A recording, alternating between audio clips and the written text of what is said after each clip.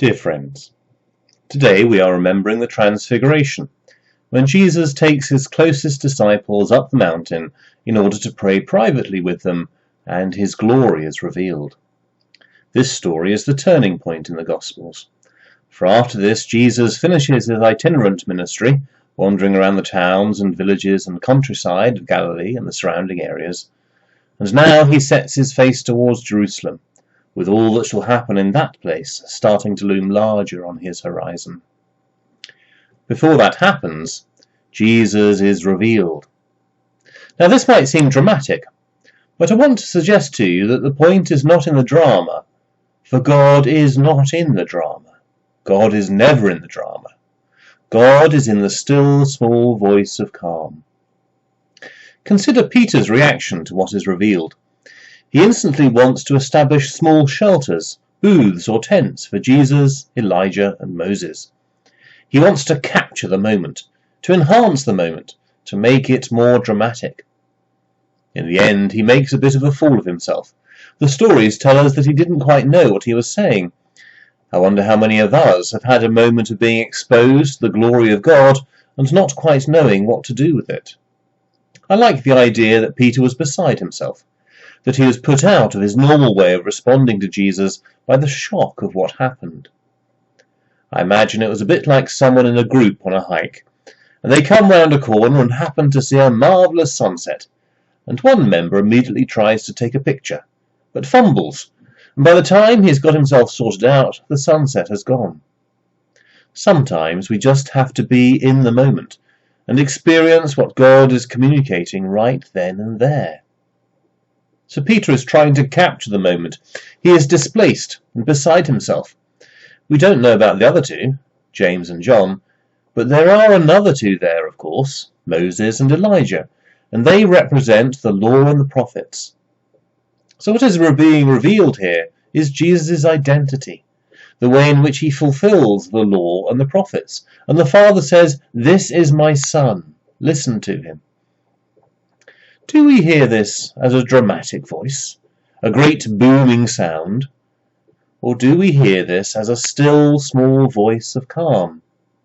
I like to think the latter, that God's voice is not like the earthquake, the wind, or the fire. For those are dramatic things, and the world is hooked on drama. Drama is how we can get whipped up into frenzies and enthusiasms. Drama is how we can get caught up into the ways of the world and the agenda of the prince of this world. Consider the drama of this past week, and the outbreak of war due to an act of great evil committed by one world leader ordering his armies to invade. We are to take this very seriously, and we are to pray for peace, and for all those who will suffer in so many ways as a result of this outbreak of evil, but we are not to get caught up in the drama of what is happening. Jesus takes his closest disciples up the mountain in order to pray, in order to communicate with the Father, and this is something that he does on several occasions. Jesus withdraws from the world in order to get closer to God. When Jesus is asked to teach about prayer, he says, "Go into a room by yourself." Why? Simply so that the influences of the world can be lessened, and the voice of the Father might be heard more clearly.